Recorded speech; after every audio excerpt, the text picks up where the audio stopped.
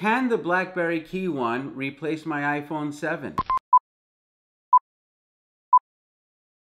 What's up, everybody? Today I'm going to be talking about my iPhone 7 and the new Blackberry KeyOne. Now, I didn't do the unboxing. The box is right here. I didn't do an unboxing because there's probably a million unboxings on YouTube right now.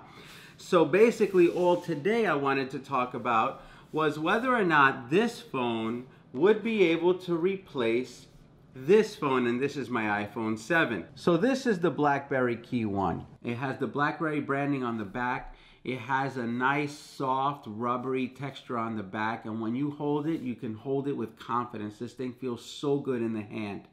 It has the same camera sensor that the Google Pixel has. The only difference really is the camera software, and the software on the Google Pixel is a lot different from this one.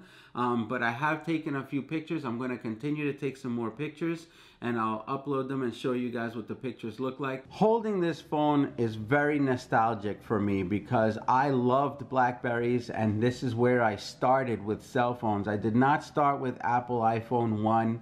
I started with a Blackberry. And actually the first phone I ever started with was the Blackberry 8703E, and it was for the Verizon network, and this phone was awesome.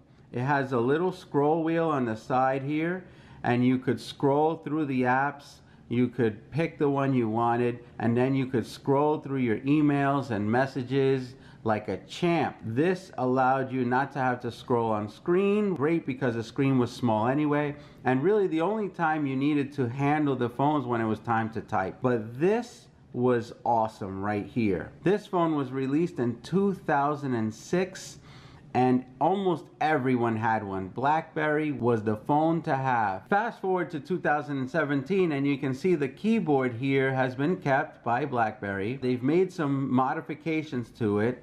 So what they did was they made this keyboard a capacitive keyboard. You can scroll through the phone using the keyboard instead of having to touch the screen, which is fantastic. It's a great feature. They have the back button here, the home button, and this is to clear all of your apps out. But make no mistake about it, this was Blackberry OS. This is an Android phone. And so it has all features Android. You have all the apps that you need access to.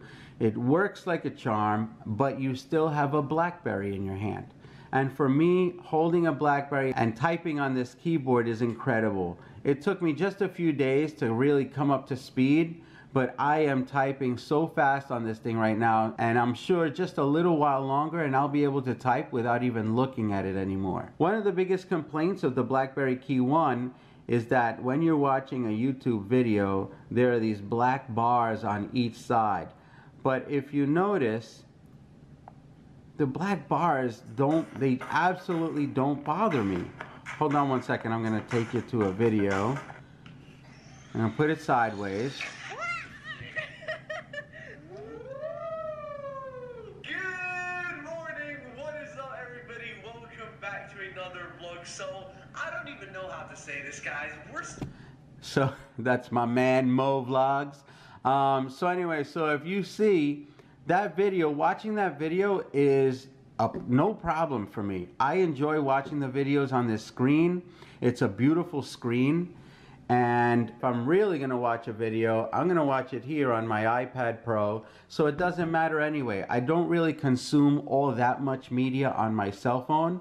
Although I could, I don't really do that much. So that brings me to the question of the day. Can the Blackberry KeyOne replace my iPhone 7? What I'm going to do is use the Blackberry KeyOne as my daily driver and see how it operates. I know that typing on this keyboard is not going to be a problem for me because I'm used to doing that anyway. I love doing it. I actually prefer doing it. I feel like when I'm typing on a virtual keyboard, the tapping, the pressure on my thumbs, because nothing gives, right? You're basically tapping on a stationary flat screen, starts to hurt after a while. Maybe it doesn't impact anybody else, but not this. When you're typing on a QWERTY keyboard, the letters give, so there's no impact on the thumb, and so it's a smoother experience in my opinion when I'm typing it out. The other thing is I'm so much more accurate on this physical keyboard than I am on a virtual keyboard, and the autocorrect on iPhone 7, oh my goodness. Hoping that with the new iOS 11 that's coming out, they do a better job with autocorrect, because I have sent some weird things to people because I just fired it off and hit send. Anyway, I'm going to use this phone for 2 weeks as my daily driver, and I'm going to put away my iPhone 7, and I'm going to see what kind of experience I'll have using this BlackBerry. It fills me with, I don't know, this joy to have this phone, because I remember when I used to use this other one, it felt so stinking good to have this phone. So when the Blackberry Q10 came out, which was another small phone similar to this one, I got that one and I loved it. However, it had Blackberry OS software. The Blackberry OS was starting to die, so I couldn't get things to work like Facebook, Instagram, Twitter. They didn't have a lot of native apps for the phone, and so I was forced to sideload APKs and sideload things onto the phone to try to make it work. But it was really workarounds. I really wasn't getting it to work exactly. I wasn't always getting notifications, and so I had to give away that phone. And so when BlackBerry announced that they were coming out with an Android phone but a BlackBerry look, I mean, that was a win-win situation for me, so I had to go for it. So here it is, the Blackberry KeyOne. I'm going to be using it over the next 2 weeks, and I will report back on how it is. If you guys have any questions about this phone, hit me up down below. Let me know. I'll try to answer them in the next video. I'll keep a tabs on all the questions that are coming in over the next 2 weeks, and then I will report back on how this phone worked. And will it be replacing my iPhone 7? Again, I want to thank you for watching this video. If you haven't subscribed yet, hit that subscribe button below. And if you like this video, give it a thumbs up, and I'll see you at the next episode.